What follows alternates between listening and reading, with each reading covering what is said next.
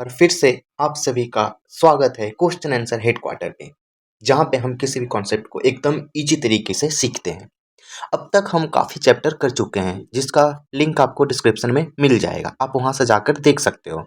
आज हम स्टार्ट करने वाले हैं एक ऐसा चैप्टर जो कि बहुत ही ज़्यादा ईजी है, लेकिन इस बुक में कॉम्प्लिकेटेड बना दिया गया है, जिसका नाम है direct and inverse proportion. Basically इसे कॉम्प्लिकेटेड नहीं बनाया गया है, ये जो क्लास 8 के बच्चे हैं ना, उनके अंडरस्टैंडिंग के लिए बनाया गया है कि क्या होता है क्या नहीं। ऐसे इसको हम बहुत ही ईजी तरीके से सॉल्व कर सकते हैं। ठीक है, तो आज हम स्टार्ट करने वाले हैं डायरेक्ट एंड इनवर्स प्रोपोर्शन।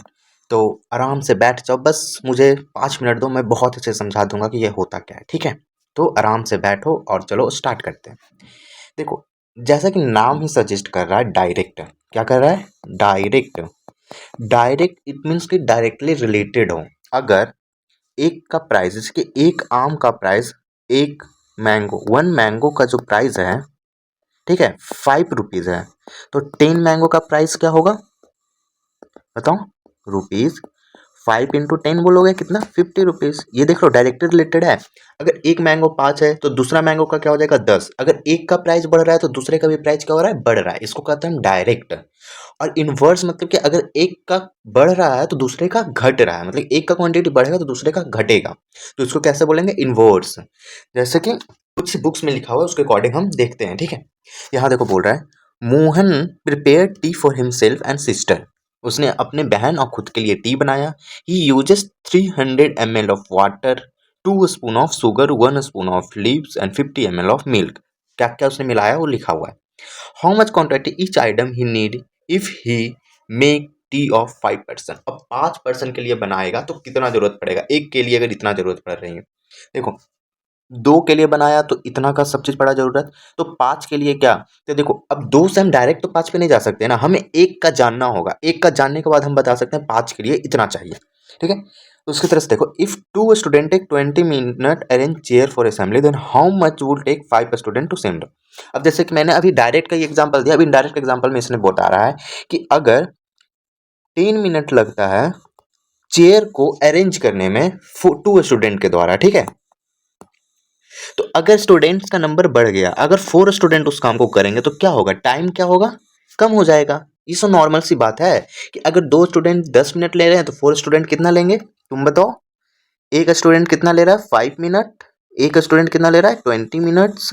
तो 4 स्टूडेंट कितना लेंगे, 5 मिनट्स। ठीक है, कैसे, देखो 10 मिनट में 2 स्टूडेंट काम कर रहे हैं, तो एक स्टूडेंट करेगा तो क्या टाइम और क्या होगा, ज्यादा लगेगा। देख रहे हो, एक तरफ क्वांटिटी घट रही है तो दूसरी तरफ क्या हो रही है, बढ़ रही है। तो ये क्या हो गया, इनवर्स प्रोपोर्शन हो गया। अगर एक तरफ घटेगी और दूसरी तरफ बढ़ेगी तो अगर 4 स्टूडेंट्स, अब देखो स्टूडेंट्स क्या हो गई, बढ़ गई, तो टाइम क्या हो जाएगा और घट जाएगी। तो इस तरह का प्रोपोर्शन को क्या बोलते हैं, इनवर्स प्रोपोर्शन बोलते हैं। बस हमारा यही कॉन्सेप्ट है डायरेक्ट एंड इनवर्स प्रोपोर्शन में। तो कुछ एग्जांपल्स देख के इस कॉन्सेप्ट को और अच्छे से क्लियर करते हैं। ठीक है, जैसे कि यहाँ पे कुछ एग्जांपल इसने लिखा है कि if the number of article purchase increase the total cost also increase. जब किसी चीज को तुम खरीदोगे तो क्या होगा, पैसे बचेगा। जैसे कि तुम सोचो, एक पेज खरीद रहे हो तुम 2 रुपया का, ठीक है, तो 10 पेज कितने का खरीदोगे बताओ। एक पेज का दाम 2 रुपया दे रहे हो तो 10 का कितना दोगे, 20। क्या है ये रिलेशन, डायरेक्ट रिलेशन है कि एक बढ़ रहा है तो दूसरा भी बढ़ रहा है। इसको क्या बोलेंगे, direct proportion. More of money deposit in bank, more of interest. जितना पैसा तुम बैंक में जितना डालोगे उतना ज्यादा उस पर क्या मिलेगा, इंटरेस्ट। ये भी क्या है, direct. As the speed of wheel increases, जब हम व्हील के स्पीड को इंक्रीज कर देंगे, the time taken of rotation decrease. Time क्या होगा, डिक्रीज। अब देखो गाड़ी अगर 10 किलोमीटर के स्पीड से चल रही है तो 2 किलोमीटर जाने में कितना लगेगी, 10 किलोमीटर की स्पीड से चल रही है तो 2 किलोमीटर जाने में बहुत ज़्यादा टाइम लगेगा। वही अगर गाड़ी 20 किलोमीटर की स्पीड से चलेगी तो फिर 2 किलोमीटर वही जाने में और कम टाइम लगेगा। तो क्या हो गया, इन्वर्स हो गया। जैसे ही कुछ एग्जांपल्स होते हैं, जैसे कि अब एक जॉब में है, जब ज़्यादा वर्कर्स काम करेंगे तो क्या कम टाइम लगेगा, और कम वर्कर्स काम करेंगे तो क्या ज़्यादा टाइम लगेगा। क्या हो गया, इन्वर्स हो गया। ठीक है, तो ये कुछ एग्जाम्पल्स हैं। तब हम सबसे पहले देखेंगे डायरेक्ट प्रोपोर्शन के कुछ एग्जाम्पल्स, और करते हैं हम अपने एनसीईआरटी बुक से ही। ठीक है, यहाँ पे थिंक डिस्कस एंड राइट, यहाँ पे क्या लिखा है, if we fix time period and the rate of interest, simple interest change proportionally with principal. Principal के अकॉर्डिंग चेंज हो रहा है, what with the similar compound interest. बोल रहा है कि अगर टाइम पीरियड को फिक्स कर दें, जो रेट ऑफ इंटरेस्ट है वो चेंज हो रहा है, ठीक है, किस पे, प्रिंसिपल के अकॉर्डिंग, ठीक है। If we fix time and rate of interest, simple interest changes proportionally with principal, principal के साथ प्रोपोर्शनली चेंज हो रहा है, रेट ऑफ इंटरेस्ट भी यहाँ क्या है, फिक्स है। तो will there be similar relation for the compound interest, क्या कंपाउंड के लिए सिमिलर होगा? हाँ, सिमिलर ही होगा, वो भी क्या होगा, बढ़ेगा ही। Let's consider some example solve the concept of direct proportion. अब डायरेक्ट प्रोपोर्शन का कुछ कॉन्सेप्ट हम सीखते हैं, ठीक है। देखो पहला क्वेश्चन क्या बोल रहा है, the cost of 5 meter particular quality of cloth is 200। 5 metre cloth है, 5 मीटर्स जो क्लॉथ है उसका कॉस्ट कितना है, 210, ठीक है। उसके बाद बोला tabulate the cost of 2 14 13 metre of cloth of 10। अब उसका टेबल बनाना है हमें एक, जिसमें बोल रहा है कि एक्स, हम यहाँ पे सपोज कर ले, जो एक्स है हमारा क्या है, लेंथ ऑफ कॉस्ट, ठीक है, क्या है, मीटर में लेंथ ऑफ कॉस्ट, और वाई क्या है, कॉस्ट ऑफ क्लॉथ। ओके, इसको टेबल बनाना है, किसका किसका, 2 मीटर पे कितना लगेगा, 4 मीटर पे कितना लगेगा, 10 मीटर पे कितना लगेगा, और 13 मीटर पे कितना लगेगा। ओके, देखो 5 पे भी पूछा है क्या, 5 पे तो ऑलरेडी दिया हुआ है ना। चलो देखो, अब देखो एक तो बुक वाला तरीका है, वो हम कर देखते हैं, ठीक है। पहले देखो मैं अगर हूँ तो क्या करूँगा कि 5 मीटर जो क्लॉथ है उसका दाम कितना है, 210। 5 मीटर क्लॉथ का दाम 210 है, तो 1 मीटर क्लॉथ का दाम क्या होगा बताओ, 210 बाई 5। अब इसे डिवाइड करेंगे तो 5 4 जा 20, 5 2 जा 20, कितना आ गया 42। अब देखो 1 मीटर का दाम 42 है, तो 2 मीटर का दाम क्या होगा, 42 इंटू 2, ये कितना हो जाएगा, 4 8 84। अब 1 मीटर का दाम 42 है, तो 4 मीटर क्या होगा, 42 इंटू 4, यानी कि 4 2 जा 8, 4 4 जा 16, 168, ठीक है। और 1 मीटर का दाम 42 है, तो 10 मीटर का कितना होगा, 420। 1 मीटर का 42 है, तो 13 मीटर का क्या होगा, 42 इंटू 13, 3 2 जा 6, 4 3 जा 12, 2 4, कितना आ गया 5 4 6, कितना 546। देखो सेम आंसर आया है। इसने पता नहीं टेबल कहाँ बनाया है। Note there we can also is 2/84, 4/86, 10/120 and 5/122। ये सब छोड़ो, हम आंसर देखते हैं अपना कि हमारा सही आया कि नहीं। देखो फर्स्ट में कितना आया, 84, हमारा कितना आया 2 मीटर 84। जब 3 लिया तब कितना आया 168। जब थर्ड लिया तो कितना आया 420, हमारा भी आया कितना 420। जब फोर्थ लिया तो कितना है 546, हमारा भी कितना है 546। समझ में आया क्या हो रहा है यहाँ पे, कि अगर हम एक का निकाल ले तो हम बाकी सबका निकाल सकते हैं। अब देखो ये तो मेथड हो गया मेरा, ठीक है, हम ऐसे कर सकते हैं। अब हम बुक्स के अकॉर्डिंग एक बार देख लेते हैं, क्योंकि बुक्स को देखना बहुत ज़्यादा इंपॉर्टेंट है, ठीक है। बुक्स में देखो क्या कहा, इसने सपोज किया कि जो लेंथ ऑफ क्लॉथ्स है, ठीक है, क्या है, x मीटर है, ओके।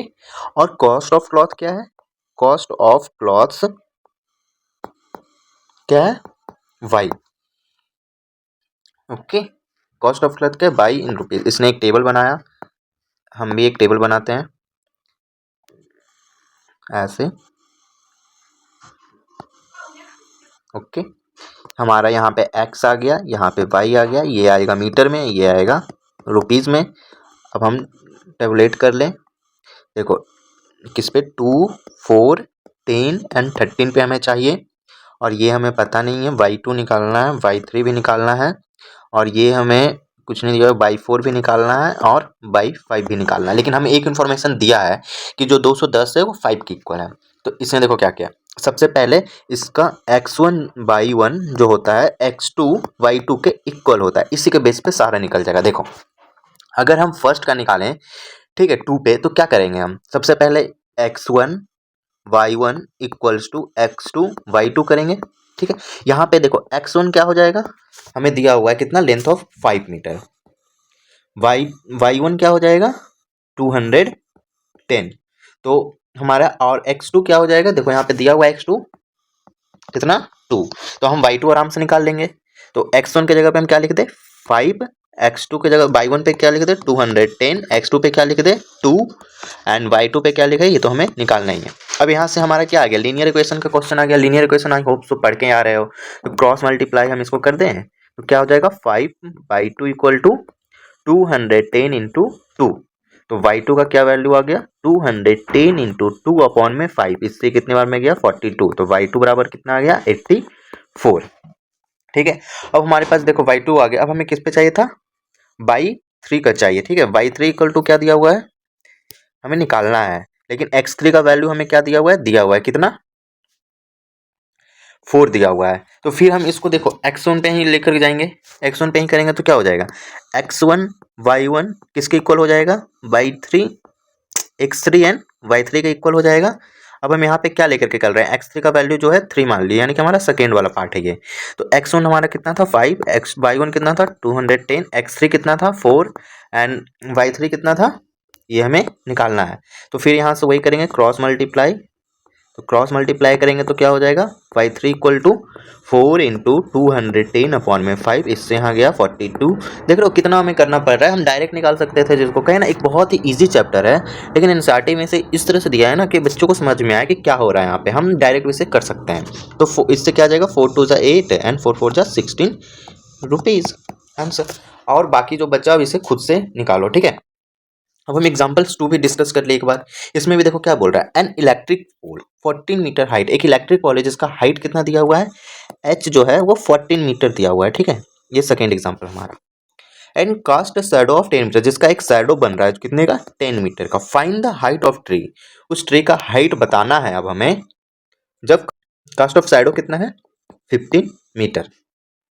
ठीक है, तो देखो अब क्या होगा, अब तो हम एज ए रेशियो निकाल लेंगे। रेशियो हमारा क्या हो जाता है, H1 जो है किसके इक्वल हो जाएगा, H2 के इक्वल। H1 हमको 14 दिख रहा है, ये 10 दिख रहा है, H2 हमें निकालना है और H2 हमें कितना दिया हुआ है, 15 दिया हुआ है। तो यहाँ से क्रॉस मल्टीप्लाई कर ले तो 10 H2 बराबर क्या आ गया, 14 इंटू 15। तो H2 की वैल्यू कितनी आ गई, 14 इंटू 15/10। 2 5 जा 10, 3 5 जा 15, 2 7 जा 50। H2 कितना आ गया, 21। सिंपल, 21 क्या metre. Height of second tree क्या, सेकेंड इलेक्ट्रिक पोल कितना आ गया, 21 मीटर। बस, और क्या करना। और जैसे मैं बताया था उसके अकॉर्डिंग भी यही करेंगे। क्या, हमें 14 मीटर हाइट है तो 40 मीटर का जो शैडो बन रहा है 10 बन रहा है, तो 1 मीटर का शैडो कितना बनेगा, 10/14। तो सॉरी, इसको हम इस तरह उल्टा करना होगा क्योंकि हमें हाइट निकालना है। तो 10 मीटर शैडो था तो 14 मीटर हाइट था, 1 मीटर शैडो रहेगा तो 14/10 होगा। तो अगर 15 मीटर रहेगा तो 14/10 इंटू 15। देखो सेम इक्वेशन आया जो यहाँ पे आया है, सिंपल। उसके बाद एग्जाम्पल 3 भी इसी तरह से एकदम इजी है, इसे खुद से कर लेना। उसके बाद अल्टरनेट मेथड दिया हुआ है, सेम वही चीज़ है, कुछ नहीं है। Train is moving 50 kilometre, how much for 20 metre, ये भी इजी है, इसे भी खुद से कर लेना। नहीं हो तो मुझे कमेंट में बताना, मैं बता दूंगा। एग्जाम्पल 5 ये भी इजी है। अब हम एक्सरसाइज 11.1 नेक्स्ट वीडियो में डिस्कस करेंगे, तब तक हम मिलते हैं। अगर कोई और एग्जाम्पल में प्रॉब्लम हो रहा है तो प्लीज़ कमेंट करो, मैं उसका एक वीडियोस, अगर एक व्यक्ति भी कमेंट करोगे तो मैं उसके लिए वीडियोस बना करके अपलोड कर दूंगा। तो प्लीज़ कमेंट करो और मिलते हैं नए वीडियो में, नए चैप्टर नहीं, अब इसी का इन्वर्स रिलेशन देखेंगे क्या होता है। ठीक है, उसके बाद हम एक्सरसाइज सॉल्व करेंगे। तो तब तक के लिए बाय बाय, sayonara।